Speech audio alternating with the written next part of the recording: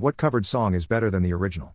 Respect by Aretha Franklin. The original was by Otis Redding, not to take anything away from this song. Also, some of Luther Vandross' songs, a lot. Killing Me Softly by the Fugees, Norman Gimbel but made popular by Roberta Flack. I Will Always Love You by Whitney Houston, Dolly Parton song.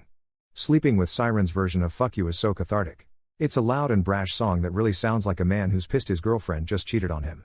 CeeLo Green sounds like he's whining and crying and saying fuck you as a means of coping, but he secretly would take her back in a heartbeat if she asked.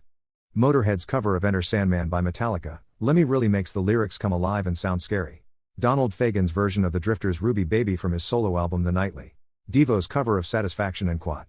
The story goes that when Mother's Psu Casal played the tape for Mick to get his okay, he got up and started doing his chicken dance. Edit. Devo also did cover versions of their own tunes on the album Smooth Noodle Maps, in which each cover was rewritten in the style of instrumental elevator music with no vocals. Beautiful World is a highlight on the album using a banjo and Circus Calliope. How on earth has no one mentioned Feeling Good? Muse? Fucking incredible song.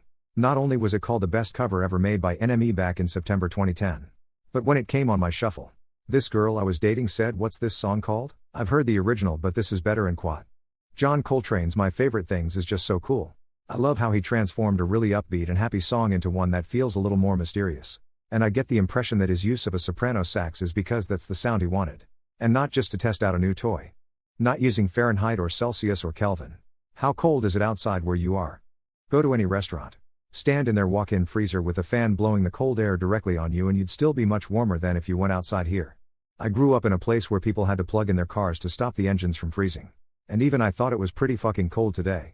Our temperature has a minus sign in front of it and the wind chill is even colder. Most of the businesses in my town are closed. Took my cold-loving dog out for her walk. Half a minute later and she was noping her butt right back inside. My husband, who normally wears shorts and a jacket when it's slightly above freezing temperatures, is wearing long johns and pants. I ran outside. Threw copious amounts of ice melt everywhere and back into the house because it's too cold to shovel. Hot enough that most Europeans will die from the heat. And cold enough for tropical countries to call it cold. It's whoa cold. The type of whoa cold that makes you jitter in place while still liking how low the temp is. Well, here in Canada I'd say we're getting close to leaving t-shirt weather. But sweater weather may still be a bit much. My feet are cold, said the Great Dane. You think you've got problems? Replied the Dachshund. The school I drive for cancelled transportation for 3 days. It should have been all 5 this week. In part because some of the buses are propane and it's so cold. We've been having trouble filling them. I opened my door and stepped out. Tink / I hear as I freeze my tits off. I move to the mailbox and hear, plood / as I freeze my balls off. As I head back and reach to open the door I hear a thud / like a sandbag and realize I just froze my damn ass off. It's about that cold here. If Joe Biden knocked on your door right now wanting to chat, what would you do? I just got done making a whole bunch of tamales and heating up some hot chocolate, so we would probably have a nice talk over some warm homemade Mexican food. I'd leave him outside in the -5 weather. For like 5 minutes before feeling immediately horrible. Then I'd tell him that I think all career politicians are morally bankrupt and the state of humanity is directly due to the system that spawned him. Talk about what it's like to take risks in America when you don't come from a rich family. And how it's screwing over American creativity / innovation to not have some form of universal health care. I'd tell him that if you want to have an art practice in this country you can't pay $300 plus a month on private insurance. Invite him in. And we can sit down at the dining table. And in the back of my head I'll be thinking, I gotta wake up early for work and this is the fucking president, so it's probably not gonna be a quick chat. I'm going to super tired tomorrow. And quat. Let him in. I'm politically opposed but would regard the visit as an honor. I'd have a lot of questions. And I'd like to see what I could learn from a practical conversation with someone who has experience running our country. I'd invite him in and have a conversation with him. I lean more right. But he's still the POTUS and I have respect for the office and the person in it. If he thinks I'm putting a shirt on or wearing something other than sweatpants in my house. He has another thing coming though. Mr. President. It's 1 a.m, is everything alright? Well, could I interest you and your Secret Service detail in a cup of tea? Coffee or anything? Kind of funny running into you here after running into you in my college town in Quat. I'm not the biggest fan of him and his policies, but he's still the president. I'd treat him with the same respect I'd treat anyone else. Especially with it being so cold. What is the least attractive trait, physical or internal, a woman can have?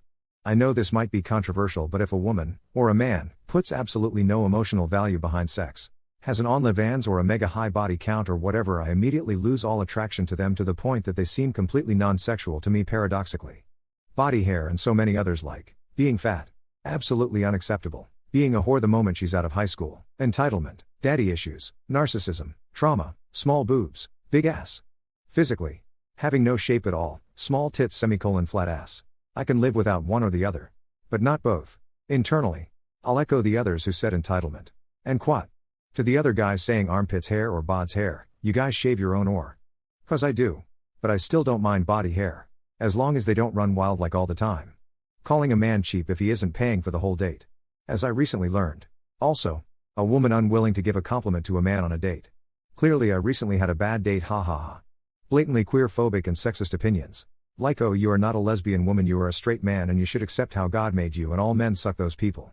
A lack of confidence. Men are attracted to confident women who know what they want and have the ability to go after it. Women who have a good sense of self-worth and believe they deserve the best will find more fulfilling relationships than those with low self-esteem. Physical, bad hygiene. And not just for women. Internal, entitlement / lack of empathy. I feel physically sick every time I see a video of a Karen mistreating someone from the service industry and them just standing there, taking it.